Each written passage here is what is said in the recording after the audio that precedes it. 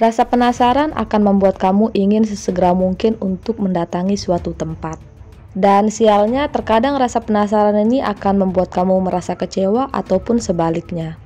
Karena tempat yang kamu tuju bisa jadi tidak sesuai ekspektasi yang kamu bayangkan. Karena sejatinya menyukai suatu tempat biasanya itu terjadi ketika kita itu merasa sangat puas dengan keindahan yang kita dapatkan. Tapi mencintai suatu tempat bukan hanya karena keindahannya saja, melainkan rasa nyaman yang diberikan, ketenangan, atau mungkin merasa tertantang dengan jalur yang kita lewati untuk menuju suatu tempat yang indah tersebut.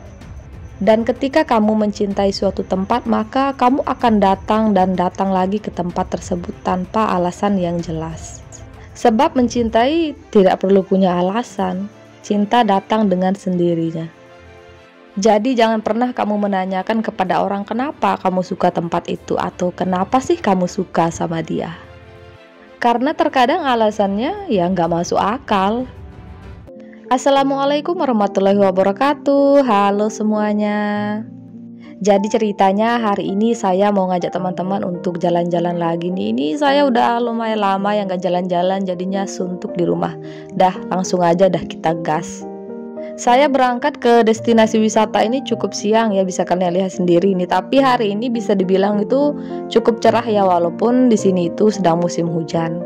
Jadi destinasi wisata yang akan saya kunjungi ini adalah Pesanggerahan. Katanya di sana itu ada air terjun.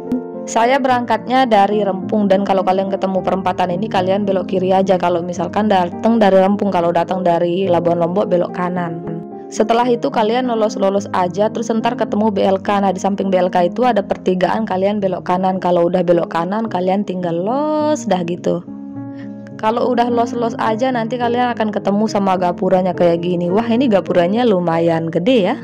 Pokoknya nggak bakal nyasar dah kalian. Nah kalau udah sampai gapura ini langsung aja dah kalian parkir motor dulu sama beli tiket masuknya. Ini untuk tiket masuknya itu Rp5.000 dan uang parkirnya itu Rp2.000. Jadi total yang kalian bayarkan itu Rp7.000.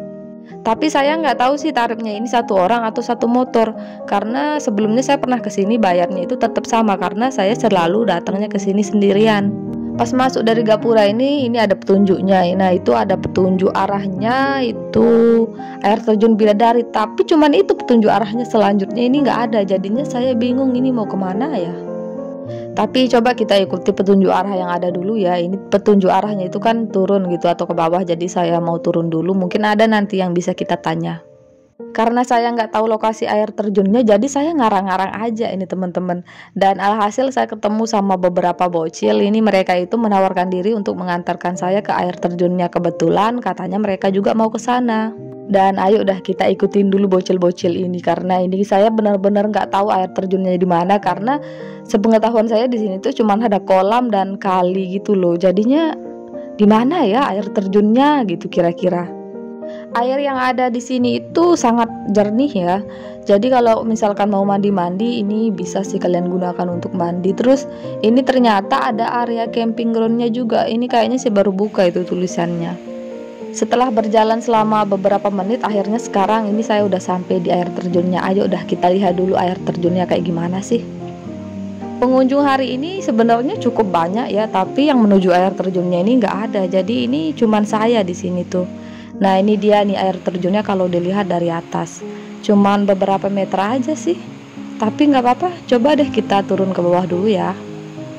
Pas saya mau turun saya shock dong. Ini jalannya mana ya?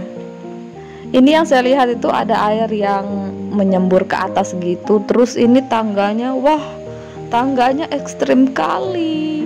Ini sih nggak bisa bawa tripod ini turunnya. Jadi saya sendirian aja yang turun. Terus ini airnya cukup dalam ya, ini sampai selutut gitu loh airnya. Nah ini dia nih penampakan tangga yang saya lewatin tadi pas turun tuh, ngeri-ngeri sedep dah dia ini.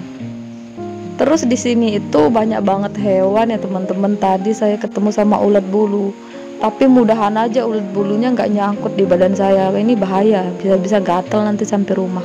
Dan ini dia nih air terjun Bidadarinya. Namanya ini air terjun Bidadari. Saya nggak tahu sih ini kenapa dinamakan air terjun Bidadari. Pokoknya tadi kan di petunjuk arahnya itu namanya itu air terjun Bidadari.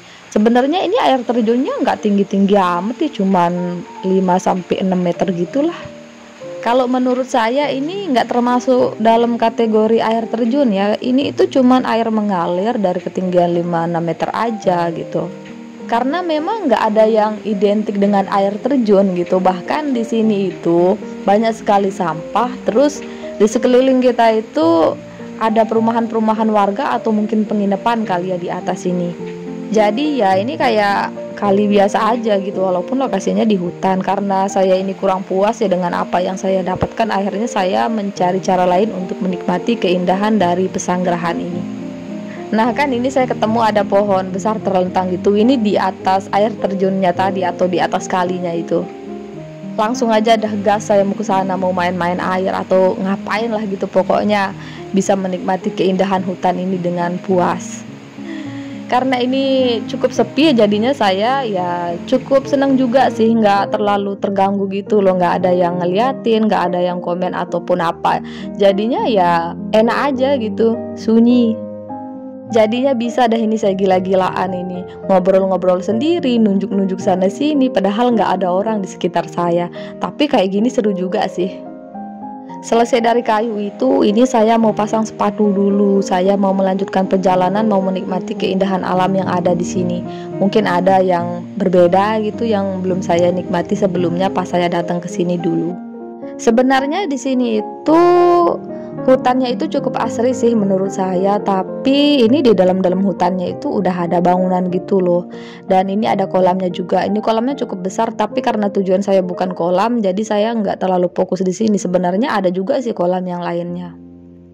Lanjut lagi, ini saya kembali ke tempat yang tadi ini yang ada jembatan kayunya gitu. Pas saya ketemu sama bocil-bocil itu, nah saya mau ke hutan yang di sana. Mungkin ada sesuatu hal yang lebih berbeda gitu yang bisa saya dapatkan.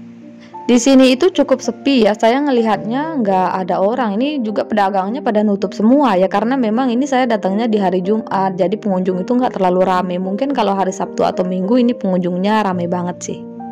Nah saya penasaran, ini ada jalan cukup besar sih, tapi saya nggak kesana yang cukup besar itu. Saya ini fokusnya ke tangga ini, saya ngikutin tangga ini, dan alhasil saya menelusuri hutan yang lumayan lebat ini. Saya penasaran ada apa sih di sana gitu.